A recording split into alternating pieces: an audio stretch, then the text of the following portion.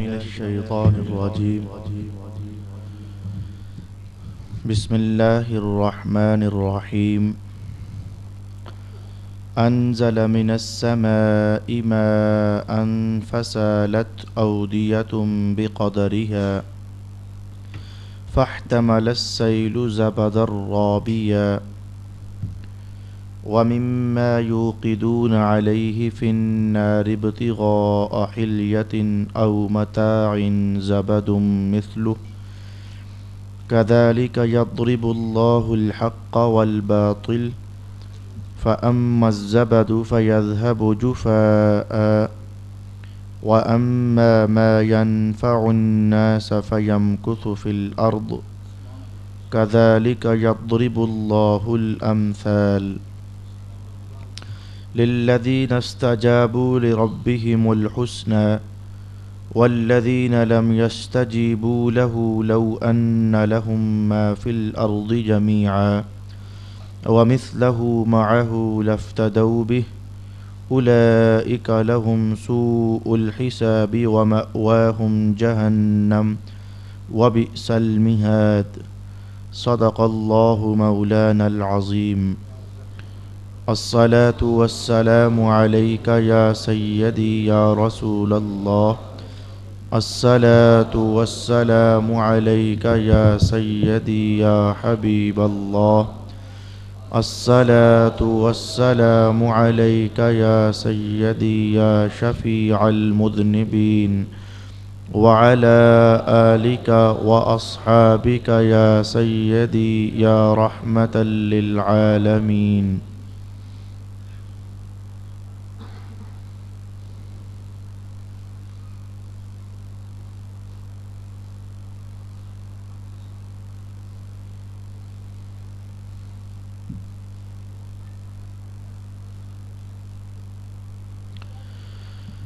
برادران دین و ملت، قابل احترام دوستو، گزشتہ سبق میں قرآن حکیم کی جو آیت کریمہ ہم نے تلاوت کی اور اس کو سماعت کیا،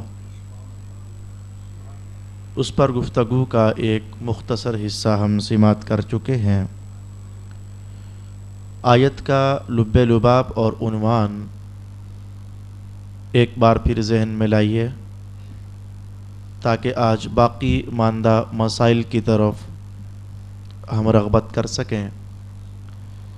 اللہ تعالیٰ نے حق اور باطل کی تصویر ایک مثال دے کر سمجھائی اور نیکی اور بدی کی تصویر ایک مثال دے کر واضح فرمائی کہ ہمیشہ نیکی اور بدی اپنی زندگی کا سفر کیسے طے کرتی ہیں۔ نیکی بھی آگے بڑھتی ہے لیکن انداز کیا ہوتا ہے، بدی بھی آگے بڑھتی ہے اور انداز کیا ہوتا ہے۔ حق اور باطل اپنی زندگی میں آگے بڑھتے ہیں لیکن ان کا انداز کیا ہوتا ہے۔ سچ اور جھوٹ یہ ساتھ ساتھ چلتے ہیں انسانی زندگیوں میں، لیکن آخر کار انجام کیا ہوتا ہے اور نتیجہ کس کے ہاتھ لگتا ہے، یہ آج کے سبق کا لب لباب اور حاصل کلام ہے۔ تو آئیے ہم سمجھتے ہیں کہ مثال کیا کہی گئی، اس مثال پر ائمہ تفسیر نے کیا ارشاد فرمایا۔ رب کائنات نے ارشاد فرمایا کہ آسمان سے پانی برسا بارش کی صورت میں، تو اس بارش سے ندی نالے بھر گئے۔ ہر ندی نالے نے اپنی وسعت کے مطابق پانی سمیٹ لیا۔ کوئی ندی نالا تنگ تو اس نے کم پانی سمیٹا، کوئی ندی نالا بڑا اور وسیع تو اس نے زیادہ پانی سمیٹا۔ پھر جب یہ پانی آگے بڑھا تو اس پر جھاگ پیدا ہو گئی، چھوٹے موٹے تن کے گھاس پھوس میل کچیل اس کے اوپر اوپر اوپر اوپر ساتھ ساتھ تیرتا چلا گیا، تو نیچے پانی اور اوپر یہ جھاگ، یہاں تک رب کائنات نے ایک مثال ارشاد فرمائی، اور پھر فرمایا کذالک یضرب اللہ الحق والباطل۔ یہ جو اللہ ارشاد فرما رہا ہے، پانی کا برسنا، ندی نالوں کا بھر جانا، پھر نیچے نیچے پانی اور اوپر اوپر جھاگ کا چلنا، فرمایا سے پانی وانی نہ سمجھنا، یضرب اللہ الحق والباطل، اللہ یہ تو حق اور باطل کو سمجھانے کے لیے ایک مثال ارشاد فرما رہا ہے۔ پانی بھی کوئی خاص چیز ہے، جھاگ بھی کوئی خاص چیز ہے۔ اس پر حضرت عبداللہ ابن عباس رضی اللہ تعالی عنہ کے بیان کیے ہوئے ارشادات کا ایک حصہ آپ سماعت فرما چکے ہو۔ آپ نے فرمایا کہ آسمان سے برسنے والا پانی یہ سمجھو کہ قرآن حکیم ہے، ندی نالے یہ انسانوں کے دل ہیں، اور پھر ہر ندی نالا اپنی وسعت کے مطابق پانی سمیٹ لے، یہ ہر انسان کا ظرف ہے، اور اس کے سینے کی وسعت اور اس کے دل کی گہرائی، کون کتنا قرآن حکیم کا نور سمیٹ لیتا ہے، کون کتنا قرآن حکیم کا فیض سمیٹ لیتا ہے، اور پھر انسانی وجود میں نیکیوں کا ایک سیل رواں ہے جو چلتا رہتا ہے، اور پھر اسی انسانی معاشرتی وجود میں برائیوں کا گند ہے، برائیوں کی جھاگ ہے جو اس پانی کے اوپر اوپر تیرتی تیرتی ساتھ آگے بڑھ جاتی ہے۔ ابن عباس نے یہ تعبیر ارشاد فرمائی اس مثال کی۔ اب میں آپ کی اس تعبیر کا باقی ماندہ حصہ آپ کی خدمت میں کہنا چاہوں گا۔ اتنا کہنے کے بعد مولا کائنات نے فرمایا فَأَمَّا الزَّبَدُ فَيَذْهَبُ جُفَاءً، تو یہ جو بے فائدہ جھاگ ہوتا ہے یہ تو زائل ہو جاتا ہے، وَأَمَّا مَا يَنْفَعُ النَّاسِ فَيَمْكُثُ فِي الْأَرْضِ، تو وہ جو لوگوں کو فائدہ دینے والی چیز ہے یعنی پانی، تو وہ زمین میں رک جاتا ہے۔ آج اس جملے سے ہماری گفتگو کا آغاز ہوگا۔ وہ جو جھاگ واگ ہے وہ ضائع ہو جاتا ہے، اور وہ جو فائدہ دینے والی چیز ہے وہ زمین میں رک جاتی ہے۔ آپ نے ارشاد فرمایا کہ پہلے مثال کو سمجھو پھر حقیقت مثال کو سمجھو۔ فرمایا کہ پانی، اس کے اوپر بھلے جاگ ہو، وہ گھاس پھوس اور تنکے ہوں، لیکن یہ ہمارا مشاہدہ ہے کہ پانی زمین کے اندر جذب ہو جاتا ہے، جھاگ گھاس پھوس آخر کار اوپر ہی تیرتا تیرتا جمتا جمتا خشک ہوتا ہوتا رک جاتا ہے، پھر آندھیاں چلتی ہیں تو وہ اڑ اڑ جاتا ہے تو کچھ بھی نہیں بچتا۔ لیکن وہ جو پانی تھا وہ زمین کے اندر جذب ہو گیا، وہ تو کچھ بچ گیا کہ بھائی، اس لیے پانی جذب ہوا، اس میں سے اناج پیدا ہو گئے، اس میں سے پھل پیدا ہو گئے، اس میں سے رزق پیدا ہو گئے، اس میں پھول پیدا ہو گئے، اس میں سبزہ پیدا ہو گیا، اس میں ہریالی پیدا ہو گئی۔ تو کام کی چیز جو تھی پانی، اس نے بہت کچھ پیدا کر دیا۔ ابن عباس نے فرمایا سمجھتے جاؤ ساتھ ساتھ، وہ کام کی چیز پانی وہ حق ہے، اور وہ نیکی ہے، اور وہ قرآن حکیم کا فیض ہے۔ یہ جب انسانی وجود میں سرایت کر جاتا ہے تو سمجھو ایسے ہی ہو گیا جیسے پانی زمین میں جذب ہو گیا، قرآن کا فیض کرداروں میں جذب ہو گیا۔ اب اس کا ایک نتیجہ ظاہر ہونے والا ہے، جیسے پانی جذب ہوا، بڑے اناج اگے، بڑے رزق پیدا ہوئے، بڑے پھول کھلے، بڑی خوشبوئیں مہکیں، بڑے ماحول معطر ہوئے۔ بس ایسا ہی ہے کہ قرآن حکیم کا فیض جسموں میں اترا، اب اس زمین جسم کی زمین میں یہ کاشتکاری ہو گئی، اور اچانک مصطفیٰ جان رحمت نے جو خوبصورت تعبیر ارشاد فرمائی وہ یہ تھی الدنیا مزرعۃ الآخرہ، یہ دنیا کھیتی ہے آخرت کی، اب سچ کا بیج بھی کاشت ہو گیا، اوپر سے قرآن کا فیض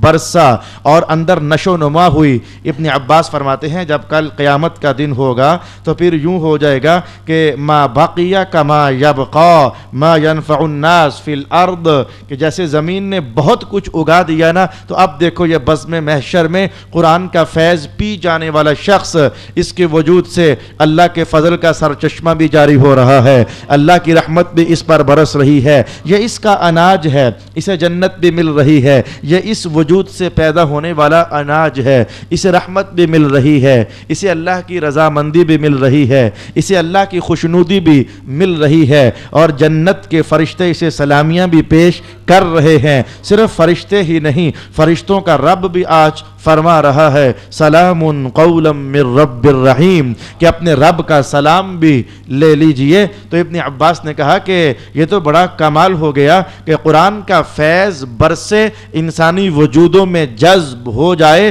تو جیسے پانی جذب ہو کر نتیجہ دیے بغیر نہیں رہتا، ایسے ہی قرآن کا فیض جسموں میں اترے تو یہ نتیجہ دیے بغیر نہیں رہتا۔ اس کا نتیجہ کیا ہوتا ہے؟ اللہ کی رحمت، اللہ کی طرف سے بخشش، اللہ کی عطا، اللہ کی نوازش، اللہ کی رضامندی، اللہ کی طرف سے خوشنودی، دنیا میں سعادت مندی، آخرت میں سعادت مندی، قبر کی زندگی میں اللہ رب العالمین سعادت مندی عطا فرما دے۔ یہ سارا قرآن حکیم کے برستے ہوئے فیضان کا نتیجہ ہے جو قرآن حکیم نے ارشاد فرما دیا۔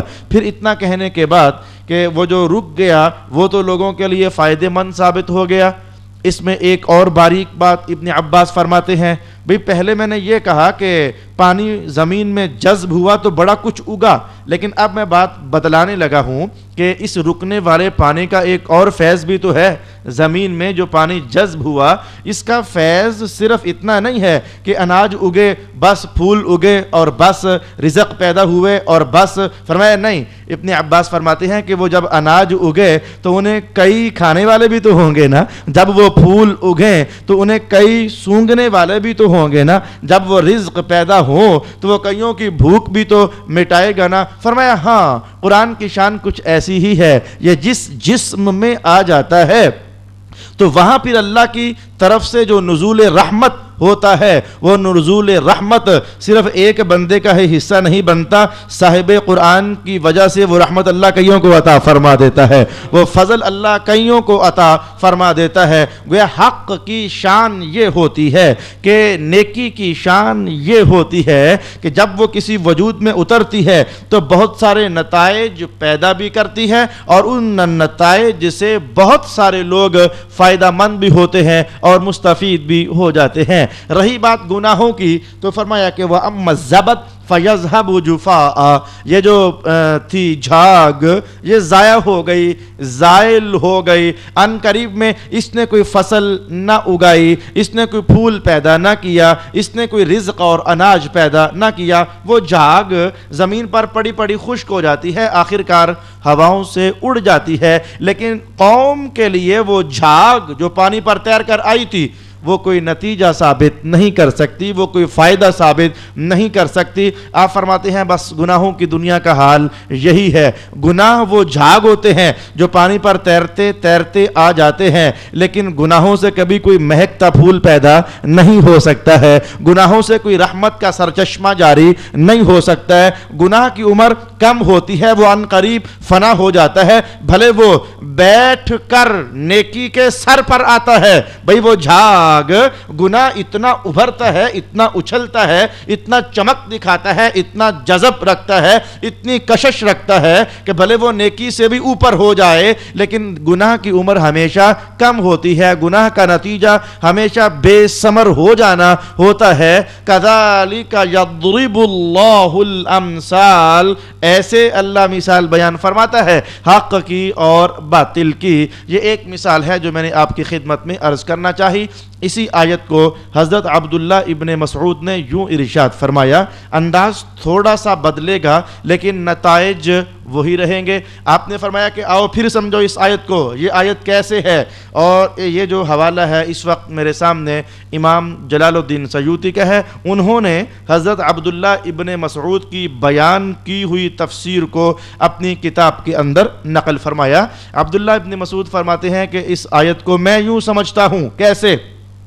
پانی برسا، ندی نالے چلے، تو جو کام کی چیز تھی پانی وہ زمین میں رک گیا، جھاگ ادھر ادھر ہو گئی۔ آپ نے فرمایا میں اس سے یوں سمجھتا ہوں کہ جیسے یہ تمہارے گراؤں میں اور گاؤں میں یہ جو چھوٹے چھوٹے چشمے ہوتے ہیں، چھوٹے چھوٹے چھپڑ پانی کے جوہر اور تالاب ہوتے ہیں، تو فرمایا کہ پانی ہر ندی نالے سے، چھوٹی نالیوں سے، بڑی نالیوں سے وہ بہتا بہتا بہتا آتا ہے اور بڑے سارے تالاب میں جمع ہو جاتا ہے۔ اس کے اوپر برسات کے زمانے میں تم دیکھو گے جاگ ہوتی ہے، تنکے ہوتے ہیں، گند مند ہوتا ہے، تو کام کی چیز نیچے پڑی ہوتی ہے، اوپر جاگ واگ ہوتا ہے۔ تو فرمایا یہ ہو گئی میرے سامنے مثال۔ اچھا جی، کام کی چیز نیچے رہ گئی، جھاگ ضائع ہو گیا۔ آپ نے فرمایا کہ لوگوں کے جانور آتے ہیں، وہ بھی یہاں سے پانی پیتے ہیں، انسان بھی یہاں سے پانی پیتے ہیں، یہیں سے پانی کھیتوں کو بھی سیراب کرتا ہے، یہیں سے انسان طہارت بھی لیتا ہے، یہیں سے انسان غسل بھی کرتا ہے، یہیں سے انسان کپڑے بھی دھوتا ہے، یہیں سے انسان اپنے برتن دھونے کے لیے پانی بھی نکال کر کے تو لے جاتا ہے۔ فرمایا قرآن کی مثال یہی ہے، قرآن کا پانی برسا نا تو فقیہ آیا، مسائل لے کر چلا گیا، کوئی عالم آیا، باریک نکات لے کر چلا گیا، کوئی وکیل آیا، وہ اپنے قانونوں کے نقطے نکال کر لے گیا، کوئی عشق مزاج والا آیا، وہ یہاں سے محبت کی کہانیاں سمیٹ کر چلا گیا، اور کوئی یہاں سے تاریخ دان آیا، وہ پیغمبر آدم سے لے کر عیسیٰ تک ساری کہانیوں کا رس نکال کر لے گیا۔ اب جیسے وہ جوہر ایک ہوتا ہے لیکن اس میں سے پانی بھرنے والوں کے انداز اور سوچیں رنگ برنگی ہوتی ہیں، لیکن وہ بہر کیف ہر ایک کو نواز دیتا ہے۔ بس ایسے ہی یہ قرآن ہے نا، یہ آسمان سے برسنے والے فیضاں کا سیل رواں ہے۔ اب اس میں فقی بھی آتے ہیں، صوفی بھی آتے ہیں، درویش بھی آتے ہیں، عالم بھی آتے ہیں، بلکہ میں کہوں تو غلط تو نہیں ہوگا کہ پیغمبر مصطفیٰ جان رحمت بھی تو ادھر ادھر ہی تھے نا، قرآن حکیم کے پاس ہی تو تھے نا، یہ صحابہ بھی اسی سرچشمے پر آئے، ہر شخص آیا اپنے من کی مراد لے کر چلا گیا، اور یہ پانی پھر ویسے کا ویسے ہی بہاریں بانٹ رہا ہے، یہ قرآن پھر ویسے کا ویسے ہی بہاریں بانٹ رہا ہے۔ ابھی تو بڑے زمانے بیت گئے اور بڑے زمانے ابھی اور بیتیں گے، لیکن اے لوگو تم دیکھنا کہ مصطفیٰ کا قرآن کل کی طرح آج بھی رونقیں بانٹتا نظر آئے گا۔ انزل من السماء ماء فسالت اودیۃ بقدرها فاحتمل السیل زبدا رابیا ومما يوقدون عليه في النار ابتغاء حلیہ او متاع زبد مثلہ۔ ایک اور مثال قرآن حکیم نے کہی، ایک مثال ختم ہوئی آج کے سبق میں، تو ایک اور مثال قرآن حکیم نے کہی۔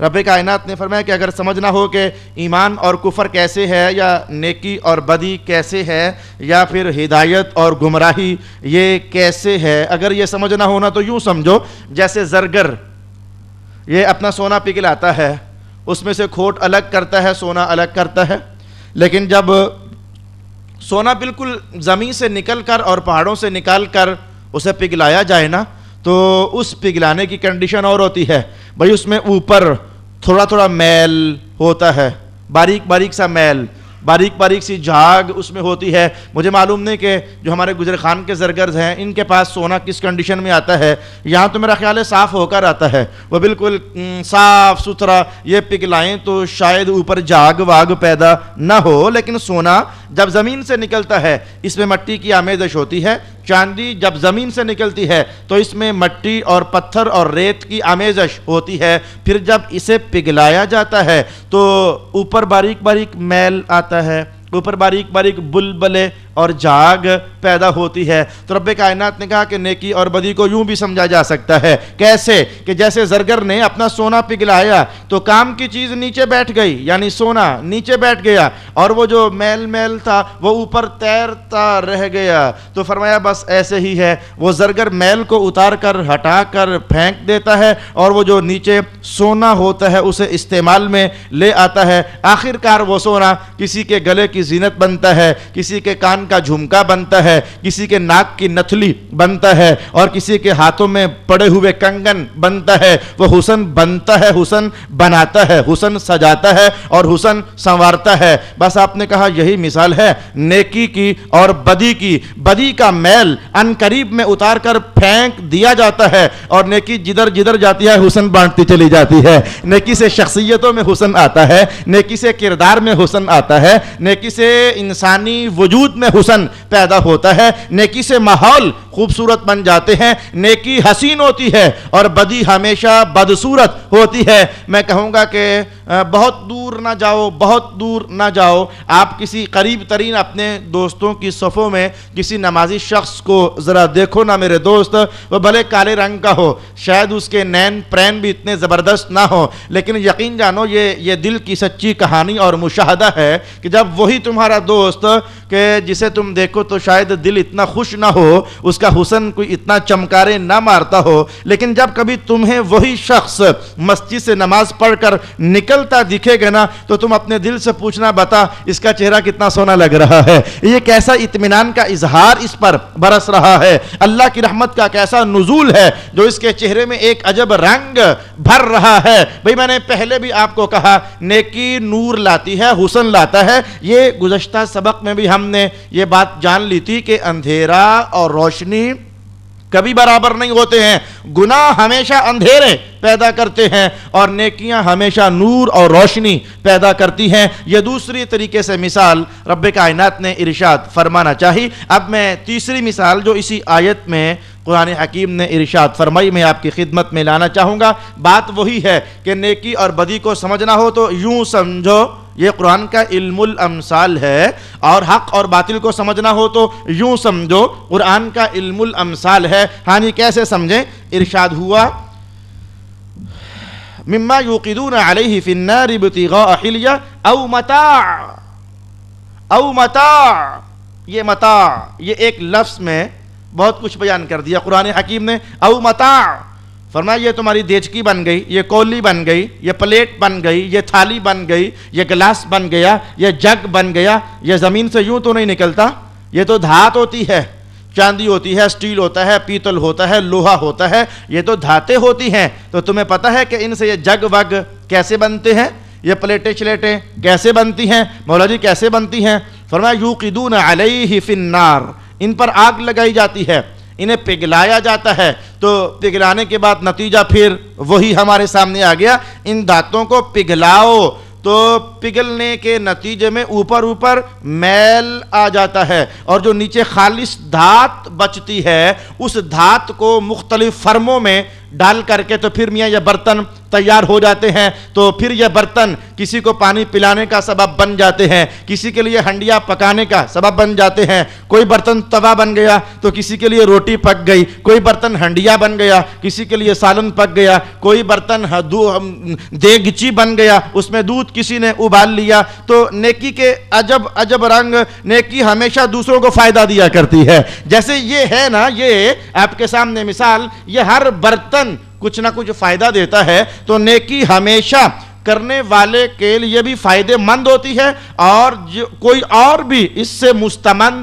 اور فائدہ مند ہو جاتا ہے۔ لیکن گناہ کی شان یہ نہیں ہوتی ہے، گناہ جو کرتا ہے اس کا بھی نقصان ہی ہوتا ہے، اور جو گناہ سے قریب ہوتا ہے بھلے کرے نہ تو گناہ کی تپش اسے بھی برباد ہی کیا کرتی ہے۔ یہ تیسرا انداز تھا نیکی اور بدی کی تمیز کو سمجھانے کا۔ میرے دوست آؤ میں بات کو کھولنے کے لیے ایک نیکی کی تصویر ہی آپ کے سامنے پیش کر دوں۔ یہ دیکھو، یہ چھوٹا سا بچہ ہے، یہ صبح بھی مسجد جاتا، شام بھی مسجد جاتا، قرآن پڑھتا، ابا جان اس کو انگلی سے پکڑ کر مسجد میں چھوڑ آتے تو استاد صاحب غصے بھی ہوتے، ڈنڈے بھی لگاتے، تھپڑ بھی کس کس کر مارتے، لیکن یہ اس نے ایک صورت یاد کر لی، پھر دوسری حفظ کر لی، پھر تیسری حفظ کر لی، اور ڈنڈوں پر ڈنڈے چلتے چلے گئے، صبحوں کی نیندیں برباد ہوتی چلی گئیں، راتوں کا آرام میاں وہ بے قراری میں بدلتا چلا گیا، آدھا قرآن حفظ ہو گیا، پھر پونا قرآن حفظ ہو گیا۔ نیکی بیٹا کر رہا ہے، محنت بیٹا کر رہا ہے، لیکن میں نے کہا کہ نیکی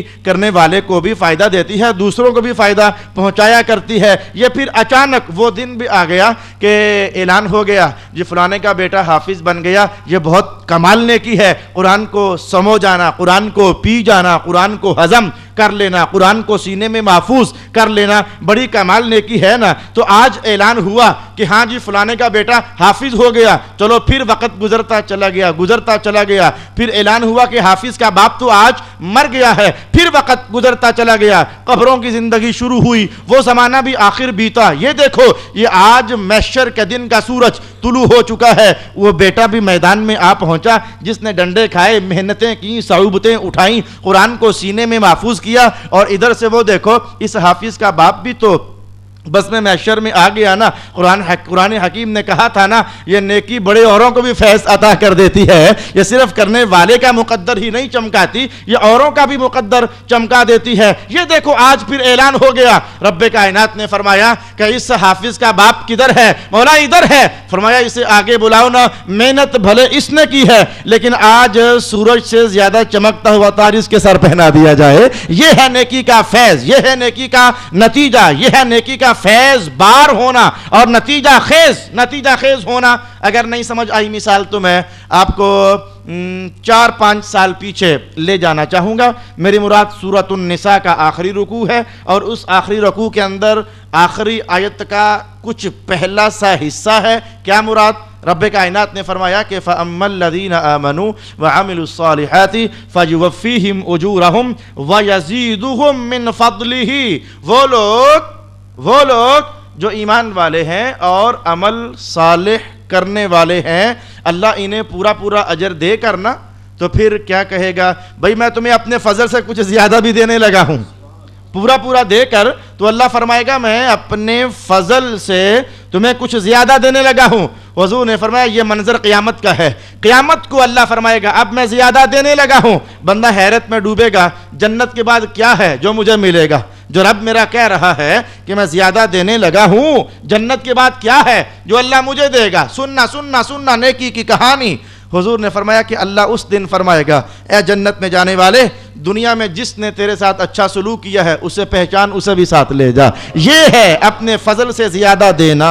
یزیدہم من فضلہ، اپنے فضل سے اللہ زیادہ دے گا۔ یہ ہے وہ چیز، نمازیں اس نے پڑھی، تقوی اس نے کیا، اور پارسائی اس نے اختیار کی، جگراتے اس نے کاٹے، دعائیں اس نے کی، آہو فغاں اس کے وجود سے ابھری، اور ذکر اذکار کے یہ شور غوغے اس کے وجود سے پیدا ہوئے، لیکن قیامت والے دن کوئی پانی کا گلاس پلانے والا وہ بھی یہ اس کے ساتھ ہی وہ پہنچ گیا جنت میں، کوئی پانی وضو کے لیے دینے والا وہ بھی جا پہنچا، کوئی چھوٹا موٹا گفٹ دینے والا، حتیٰ کہ میرے حضور نے یہاں تک فرما دیا کہ روزہ افطار کرا دیا کرو کھجور کے ساتھ۔ کہا حضور اگر کھجور نہ ہو تو پھر؟ فرمایا پانی میں گھونٹ کو دودھ ڈال کر کچی لسی بنا دو۔ کہا حضور وہ بھی نہ ہو تو؟ فرمایا پانی پلا دو۔ کہا حضور وہ بھی نہ ہو تو؟ فرمایا نمک۔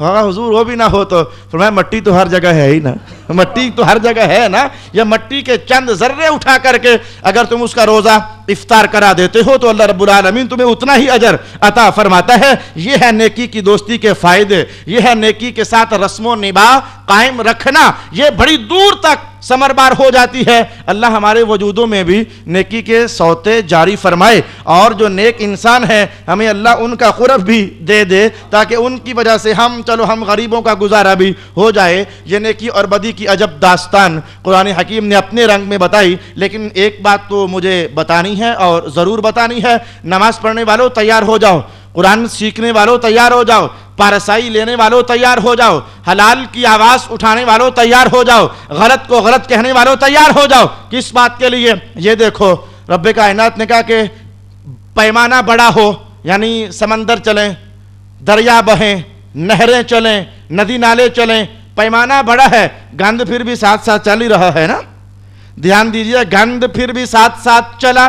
اچھا پیمانہ چھوٹا ہو گیا، ہم نے وہ چھوٹی سی کٹھالی لے کر اس میں سونا پگھلایا، پیمانہ چھوٹا ہوا لیکن گند ادھر بھی ساتھ ہے نا۔ اچھا پیمانہ درمیانے درجے کا ہو، بھئی میری مراد ہے دیچکیاں بنانی ہیں تو برتن بنانے ہیں تو ان دھاتوں کو پگھلایا گیا، تو پیمانہ درمیانے درجے کا ہوا لیکن میل کچیل تو ادھر بھی ساتھ ہے نا۔ ائمہ تفسیر نے کہا بس یاد رکھنا نیکی کی دہلیز پر قدم رکھنے والوں تم بے پرواہ نہ ہو جانا کہ اب تم نیکی کی گلی میں آ گئے ہو تمہارے ساتھ کچھ بھی نہیں ہوگا. جی ایسا نہیں ہے. قرآن نے کہا جدھر جدھر نیکی چلتی ہے بدی اور باطل اور گناہ بھی ادھر کا رخ کرتا ہے. وہ نیکی کو لوٹ لینا چاہتا ہے, وہ نیکی کو گدلا کر دینا چاہتا ہے, لیکن اسے کیا معلوم کہ بدی میں شیطان کی طاقت ہوتی ہے اور نیکی کے پیچھے دیکھو رحمان کی طاقت ہوتی ہے. وہ زور بھی لگاتا ہے, اوپر بھی آتا ہے, لیکن آخرکار فطرت فیصلہ کر دیتی ہے. وہ بدی کی جاگ ہونے کے باوجود اسے کوئی نہیں لیتا. بدی کی جاگ ہونے کے باوجود وہ خشک ہو جاتی ہے اور وہ کبھی نتیجہ خیز ثابت نہیں ہوتی ہے. تم چھوٹے درجے کے مسلمان ہو تو اتنے درجے کے گناہ تمہارے ساتھ چلیں گے. اگر ذرا بڑے درجے کے مسلمان ہو گئے اتنے درجے کے گناہ تمہارے ساتھ چلیں گے. اور اگر تم بہت بڑے ہو گئے, میں یہ تو نہیں کہہ سکتا کہ تم نبی ہو گئے, تم نبی ہو ہی نہیں سکتے, لیکن اگر دیکھنا ہو تو تصویر دیکھ لو. اسلام اور ایمان اپنے عروج پر ایک پیغمبر کے وجود سے بڑھ کر عروج کہاں دیکھا جا سکتا ہے؟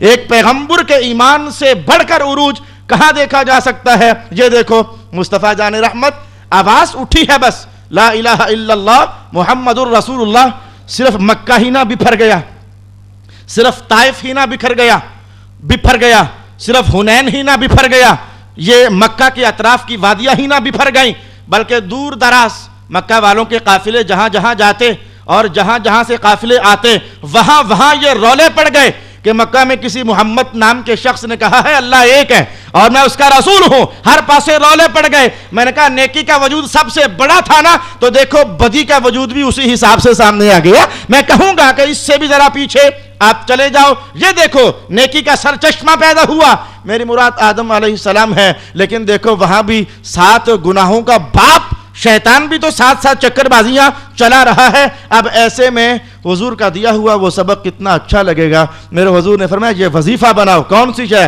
لا حول ولا قوت الا باللہ العلی العظیم. اے میرے اللہ اگر نیکی پھوٹ رہی ہے تو یہ میں نے تھوڑی کی ہے, تو یہ پیدا کر رہا ہے نا, اور اگر گناہ ساتھ چل رہے ہیں تو اے مولا میں ان سے نہیں بچ سکتا, تو میری مدد فرمائے گا تو میں گناہوں سے بچوں گا, وگرنہ میرے لیے بچنا مشکل ہے. مجھے لطیفہ یاد پڑ گیا.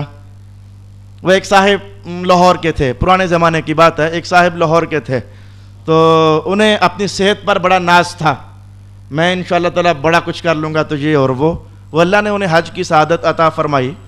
تو اچانک میرے ذہن میں بات اتر آئی, تو حج کی سعادت ہوئی, وہ صاحب پہنچے تو صفا مروہ, یہ جو طواف کرنے کے بعد وہ صفا مروہ میں جب پہنچے تو یہ ان کے ساتھ کیا ہو گیا. وہ کہنے لگے میں حیران کہ میں ایک چکر کاٹ کے ہٹا تو مجھے وضو کی ضرورت, حالانکہ ایسا کبھی ہوا نہیں. اچھا میں نے دوسرا چکر کاٹا تو پھر وضو کی ضرورت. تو میں نے 3-4 بار وہ صفا مروہ کی صحیح کرتے ہوئے جب وضو بنایا نا, اب جب میں واپس آیا تو میں نے کہا اے اللہ یہ صفا مروہ کی صحیح مجھ سے نہیں ہو سکتی, اب تو مدد کرے گا تو یہ پوری ہوگی, وگرنہ تو یہ بار بار یہ مجھے آنا جانا پڑتا ہے. اور آپ کو اللہ لے کر جائے تو وہاں وضو کرنا کوئی آسان نہیں ہے. یہ منہاج مسجد نہیں ہے کہ یہاں سے 2 صفے پھلانگی اور وضو بنا کر پھر آ کر بیٹھ گئے. وہاں اگر ایک بار وضو آپ کا اڑ گیا تو پھر میرے دوست تمہیں کم از کم 1.25 میل چلنا پڑے گا آنے اور جانے میں, اور جو جگہ چھوڑ کر آئے تھے وہ جگہ دوبارہ میسر نہیں ہو سکتی ہے. تو بندہ 4-5 میل کا سفر طے کرے, وضو کرنے جائے وضو کرنے آئے تو حال تو اس کا ٹھیک ٹھاک ستھرا ہو جاتا ہے نا. اب ایسے میں اس نے ہنس کر کہا, لاہور کا بندہ تھا, اس نے ہنس کر کہا مولا یہ صحیح رک نہ جائے کہیں, اب یہ مجھ سے نہیں ہوتی, تو مدد بھیجے گا تو یہ پوری ہوگی. تو اللہ نے مدد فرمائی, اس کا نظام ہوا. لیکن ہمارے حضور نے کیا فرمایا کہ نیکی اور بدی ساتھ چلتے ہیں تو 2 نمازیں پڑھ کر ذرا بہت ہی خوش نہ ہو جانا کہ اب ہمیں کوئی طاقت کیا چھیڑ سکے گی, اب ہمیں گناہ اور برائی تو ہمارے نزدیک بھی پھڑک نہیں سکے گی. ایسے خیالات میں نہ آ جانا, بس کہنا لا حول ولا قوہ, مولا اگر نیکی ہو رہی ہے تو تو ہی کروا رہا ہے, اگر گناہوں سے بچنا ہے تو میں تو نہیں بچ سکتا, تو بچائے گا تو میں بچ پاؤں گا, وگرنہ میرے لیے بچنا از بس دشوار ہے. ارشاد باری ہوا انزل من السماء ماء كذلك يضرب الله الحق والباطل فأما الزبد فيذهب جفاء وأما ما ينفع الناس فيمكث في الأرض كذلك يضرب الله الأمثال. ایسی اللہ مثالیں سمجھاتا ہے. ایسے اللہ مثالیں ارشاد فرماتا ہے کہ مشکل بات، مشکل عنوان چند لفظوں میں سمجھا دینا اور مثال دے کر بات کو سمجھا دینا. اب اس کے بعد ارشاد ہوا للذین استجابوا لربہم الحسنی. اب یہ نیکی اور بدی کی کہانی چلی نا، تو لوگ دو ہی طرح کے ہوتے ہیں، یا نیک اور یا بد، یا مومن یا کافر، یا گناہگار یا نیکوکار. قرآن حکیم نے پھر ایک نقشہ کھینچا اور فرمایا للذین استجابوا لربہم الحسنی. جن لوگوں نے استجابت کی اپنے رب کی، یعنی جنہوں نے اپنے رب کی بات مانی. استجابوا، جنہوں نے بات مان لی اپنے رب کی، کیا ہوگا؟ رب کائنات نے کہا الحسنی، اللہ بھی انہیں حسنہ دے گا، ان کے لیے حسنہ ہوگا. والذین لم یستجیبوا لہ، اور جنہوں نے اس کی بات نہ مانی، لو ان لہم ما فی الارض جمیعا، اگر ان کے پاس زمین بھری ہوئی بھی ہو. تیسرے سپارے میں کہا کہ سونے اور چاندی سے، سونے اور چاندی سے زمین بھری ہوئی بھی ہو. ومثلہ معہ، اور اتنا ہی اور ان کے پاس ہو، یعنی سونا چاندی. لفتدوا بہ، تو وہ اپنی جان چھڑانے کے لیے فدیہ دیں گے، کفارہ دیں گے کہ اے اللہ ہمیں چھوڑ دے. یہ دو لفظوں میں کیا فرمایا رب کائنات نے؟ بھائی یہ گیو اینڈ ٹیک رول استعمال ہوا. مولا کائنات نے فرمایا کہ دیکھو کچھ لوگ وہ ہیں جو مانتے ہیں اللہ کو، اللہ کے رسول کو، اس کی باتوں کو، اور کچھ لوگ وہ ہیں جو نہیں مانتے نہ اللہ کو، نہ اللہ کے رسول کو، اور نہ اللہ کی باتوں کو. فرمایا جو نہ ماننے والے ہیں ان کا نتیجہ دیکھنا، اور جو ماننے والے ہیں ان کا نتیجہ دیکھنا. مولا دکھا دے. فرمایا نہ ماننے والا اللہ کے دربار میں پہنچا بالفرض، اگر زمین بھر کر اس کے پاس سونے کی بھی ہے نا، جب اللہ اسے پکڑے گا، دبوچے گا، ہاں بھی سیدھا ہو جا، تو منت ترلا، مولا کچھ لے لے، جان چھوڑ دے. ہاں کیا دے سکتا ہے؟ مولا سونا، زمین بھرا ہوا سونا یہ سارا لے لے، اتنا اور بھی ہے میرے پاس وہ سارا لے لے. رب کائنات نے کہا نہیں، قبول نہیں کیا جائے گا. تو جس نے اللہ کی نہ مانی، اللہ اس کا دیا ہوا نہیں مان رہا، نہیں قبول کر رہا. اور جو مان کر ادھر پہنچا، رب کائنات نے کہا کہ اسے کہنے کی ضرورت ہی نہیں پڑے گی مولا کچھ لے لے اور چھوڑ دے. اسے کہنے کی ضرورت نہیں پڑے گی، اسے خود اس کا رب کہہ رہا ہوگا اور تو مان کر آیا ہے، تو مجھ سے کچھ لے لے. الحسنی، مجھ سے کچھ لے لے. گناہگار پہنچا، وہ کچھ دے کر جان چھڑانا چاہتا ہے، اور مصطفیٰ جان رحمت کا غلام پہنچا، وہ کچھ دے کر جان نہیں چھڑانا چاہتا. اللہ اسے فرمائے گا مجھ سے لے لے. مولا کیا ہے؟ فرمایا حسنہ، میں تجھے حسنہ دیتا ہوں. اور ایک اور مقام پر رب کائنات نے فرمایا وزیادہ، صرف حسنہ ہی نہیں دوں گا، میں زیادہ بھی دوں گا. یہ زیادہ کی ایک تفسیر ائمہ تفسیر نے یہ بیان کی کہ اہل جنت میں پہنچ چکنے کے بعد اللہ تعالیٰ اعلان کروائے گا کہ آج میں تمہیں ایسی نعمت دوں گا جو اس سے پہلے تم نے نہ پائی ہوگی. اہل جنت آپس میں متعجب ہو کر کہیں گے کیا ہے اب کیا ہے جو ملنے والا ہے جو ہم نے آج تک نہ پایا؟ بھئی جنت میں تو سب کچھ ہے، تو وہ کیا ہے جو ہم نے آج تک نہ پایا؟ رب کائنات اعلان فرمائے گا آؤ سارے مل کر، آج میں تمہیں اپنی زیارت عطا کرنا چاہتا ہوں، آج میں تمہیں اپنا دیدار عطا کرنا چاہتا ہوں. تو ظاہر ہے کہ جنت میں نعمتیں تو ہیں، لیکن اللہ کا دیدار تو ابھی تک نہ ہوا تھا نا. یہ جو اب دیدار کروانے کا اعلان ہو رہا ہے، فرمایا حسنہ وزیادہ. حسنہ یہ جنت ہے، اور وزیادہ یہ اللہ کی طرف سے آج اس کا دیدار ہے جو تمہیں عطا کیا جانے والا ہے. اولئک لہم سوء الحساب، یہ جو لوگ تھے ان کے لیے برا حساب ہے. یہ اچھا حساب کون سا ہوتا ہے اور برا حساب کون سا ہوتا ہے؟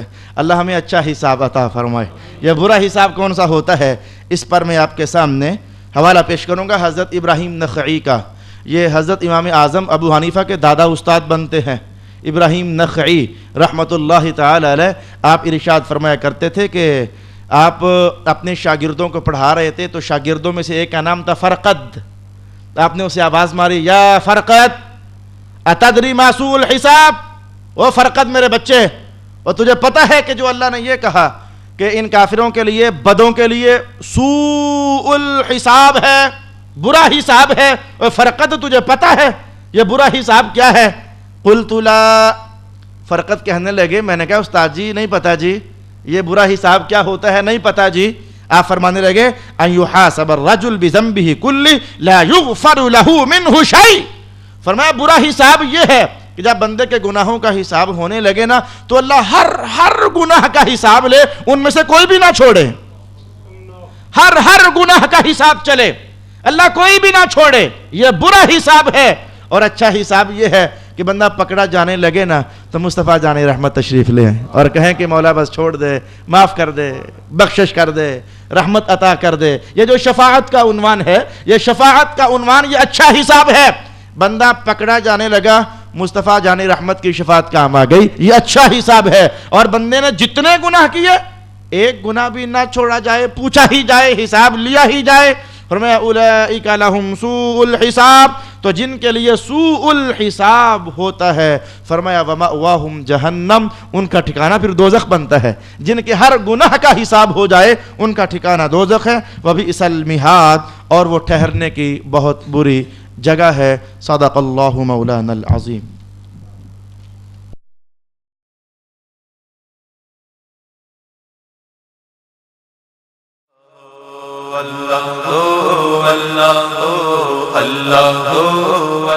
تو یہ کچھ پاکیزہ محفلیں ہوتی ہیں جو کیفیات دیتی ہیں, کچھ پاکیزہ محفلیں ہوتی ہیں جو پاکیزہ احساسات کو جنم دیتی ہیں, جو ذہنوں کو تھوڑی دیر کے لیے سکون دے دیتی ہیں. اللہ کا نور رس رس کر بندوں پر نازل ہونے لگ جاتا ہے.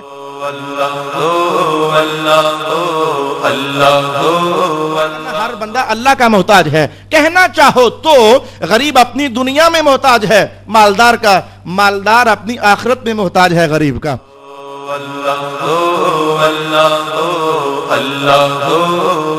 باطل گناہ کبھی کسی کو فائدہ نہیں دے سکتا ہے, اور مستفوی عمل جدھر جاتا ہے فائدہ ہی فائدہ عطا کرتا ہے.